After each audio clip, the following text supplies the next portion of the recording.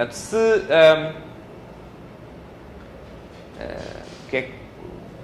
será, se eu estivesse a falar em termos de cidades, o melhor exemplo, ou um excelente exemplo de false individualism seria, por exemplo, Brasília. Portanto, o que é a cidade ideal? É a cidade que é desenhada racionalmente. O que é que quer dizer este racionalmente? Não é? Nesta perspectiva do que Hayek chama o individualismo falso.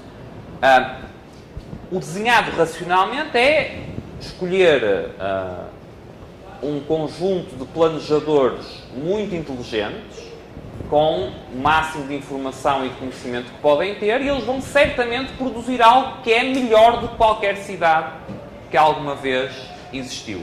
Será a cidade ideal para qualquer pessoa viver lá. Será infinitamente melhor do que outras cidades que se foram desenvolvendo ao longo do tempo por via de intervenções parcelares, por via de ajustamentos, etc, etc. É também a ideia de uma das que esteve por trás quando na altura o ditador romeno Ceausescu demoliu a parte histórica de Bucareste para construir racionalmente uma nova cidade. Portanto, o que é que portanto, em que é que porque é que este contraste porque é que este contraste é relevante em termos de individualismo?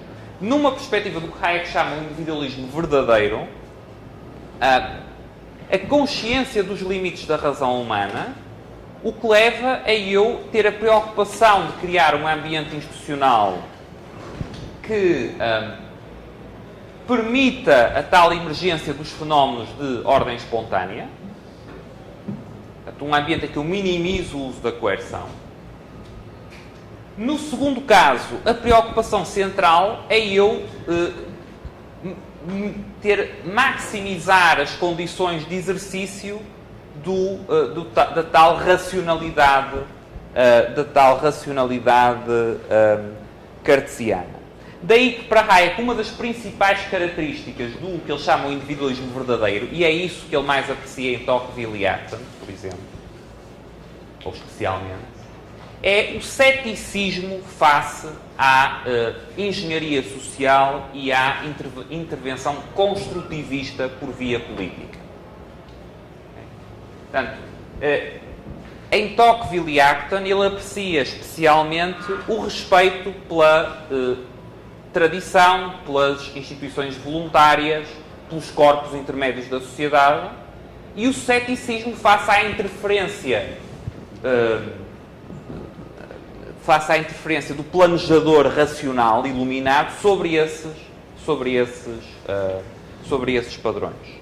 Okay? Mesmo do ponto de vista da atitude face ao indivíduo, isto tem também implicações bastante diferentes.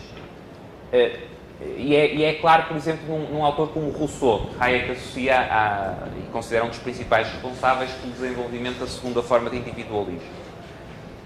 Para autores como Locke, ou Smith, ou Burke, instituições intermédias, como a família ou as igrejas, não são um obstáculo ao individualismo.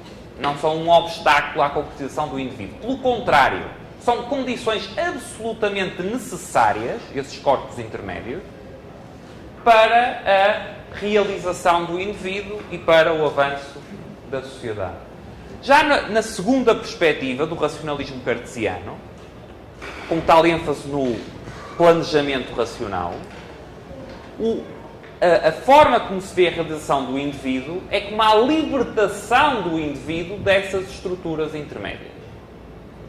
E por exemplo, a isso que Hayek atribui o peso que teve na Revolução Francesa, e em especial nos jacobinos, o sentimento anticlerical que foi colocado em prática. Porquê? Porque o planejador central racionalista não pode tolerar instituições voluntárias estabelecidas ao longo do tempo. Okay? Aquilo que para Hayek chama um individualista verdadeiro, é algo que não só não é obstáculo, como é algo fundamental. Portanto, há uma larga parte do conhecimento que é essencial ao funcionamento das sociedades, está imbuído nessas estruturas intermédias e não pode ser articulado explicitamente por nenhum indivíduo. É algo que vai evoluindo ao longo do tempo. Na perspectiva do segundo tipo de individualismo, dominado pelo tal abuso da razão, é algo que é preciso eliminar para eu poder... Portanto, eu tenho que limpar o terreno, certo? Para fazer a tal cidade ideal. E então, uma vez feita a cidade ideal, isso será o melhor sistema. Esta distinção também tem implicações a nível de como é que é abordado o conceito de igualdade. Quer dizer, numa perspectiva do que Hayek chama o individualismo verdadeiro, igualdade implica um tratamento igual das pessoas perante a lei.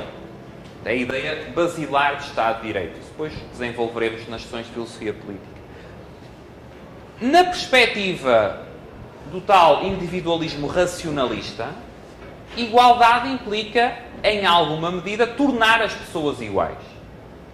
E tornar as pessoas iguais só é possível tratando as pessoas de forma desigual, porque as pessoas são desiguais à partida. Certo? Reparem que as duas coisas podem ser justificadas, e por isso é que Hayek usa individualismo para descrever as duas abordagens. As duas coisas podem ser justificadas com base numa preocupação com o indivíduo.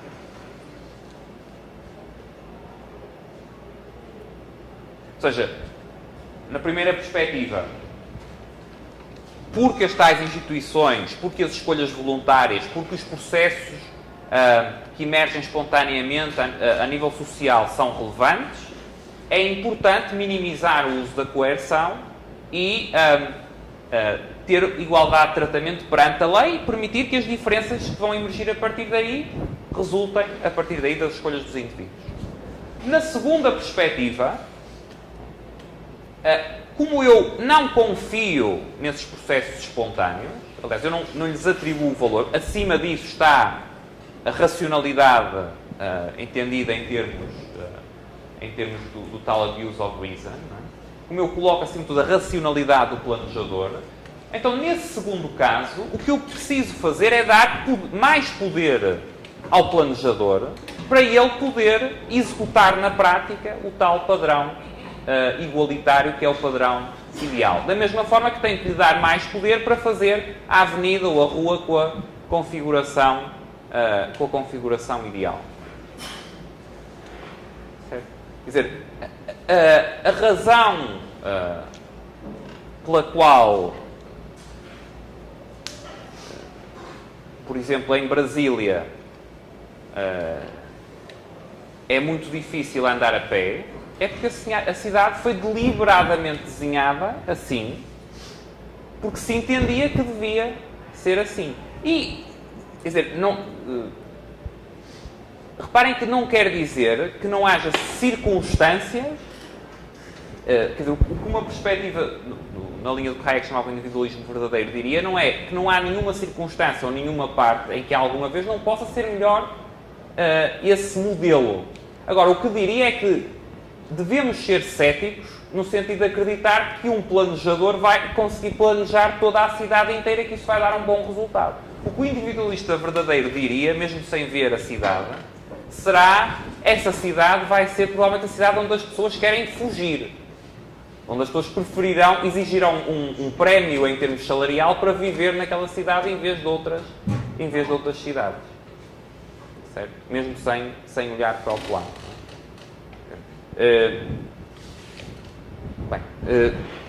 Para deixar algum tempo para questões, não vou alargar mais.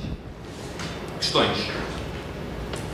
O senhor citou Jesus Silveira de Souza, professor, diretor hoje lá da Universidade de Juan Carlos, né? Certo. Ele diz numa matéria que ele escreveu, até também publicada pelo Instituto Mises Brasil, que o direito consuetudinário seria inferior ao direito romano.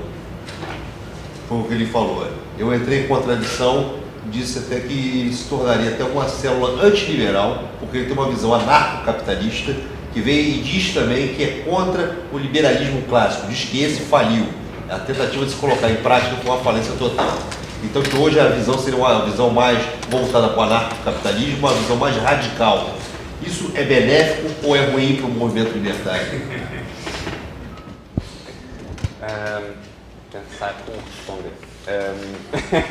Bom, vou começar por responder dizendo que o professor Berta de Souto tem muitos contributos importantes em várias áreas, incluindo a minha perspectiva, aquele que eu referi. Em termos de implicações do ponto de vista de se devemos olhar, que no fundo é o que fez Hayek e que eu fiz nesta segunda parte da sessão, tentar entroncar o pensamento da escola austríaca, o pensamento liberal contemporâneo em geral, numa tradição de pensamento que remonta ao liberalismo clássico e antes do liberalismo clássico, ou se devemos antes privilegiar uma ruptura e dizer, ok, o que está para trás fracassou por isto ou por aquilo, isso nas sessões sobre filosofia política falaremos mais. Eu confesso que sou bastante mais favorável à perspectiva hayekiana. Eu acho que não só é o mais correto, como há mais a ganhar, ou há muito mais a ganhar, em procurar na tradição intelectual ocidental, e mesmo sem ser ocidental, das várias culturas, elementos de pensamento que são compatibilizáveis e que são raízes históricas do pensamento liberal contemporâneo e da escola austríaca contemporânea, do que em favorecer rupturas por exemplo, um dos pontos que a mim me custa bastante a compreender é a posição extraordinariamente negativa face ao Adam Smith. Eu não concordo com tudo o que Adam Smith escreveu, acho que a teoria do valor-trabalho tem sérios problemas, etc. Agora, o tratar Adam Smith a obra que introduziu mais o conceito de mão invisível e que está indiretamente associado ao desenvolvimento do conceito de ordem espontânea, que é fundamental, na minha perspectiva, para o liberalismo, que contribuiu decisivamente para a compreensão dos benefícios do livre comércio e muitos outros contributos que há em Smith. Tratar Smith como quase ao nível do pior autor antiliberal é uma coisa que me causa bastante confusão. Isto dito, eu acho que, e como digo, isso desenvolveremos mais nas sessões sobre filosofia política, acho que é importante o achar que Locke, ou que Molina, ou que Adam Smith, ou que David Hume têm contributos importantes, não quer dizer que eles tenham dito tudo. Portanto, acho que é importante ser crítico, acho que é importante ir além. Agora, algumas dessas atitudes, e mesmo tomadas por pessoas muito inteligentes e com contributos muito importantes para o liberalismo e para a escola austríaca, no limite fazem quase lembrar as posições da Ayn Rand e de alguns randianos mais radicais, que quase tudo começa com a Ayn Rand, não é? Quer dizer, ou no máximo a Aristóteles e depois a Ayn Rand e depois tudo o que está pelo meio são... Eu prefiro, confesso, uma preferência por uma atitude mais inclusiva e também, arrisco dizer, por mais alguma humildade intelectual. Mas isto não tira, em nada tira outros contributos muito importantes que mesmo pessoas que defendem essas posições têm.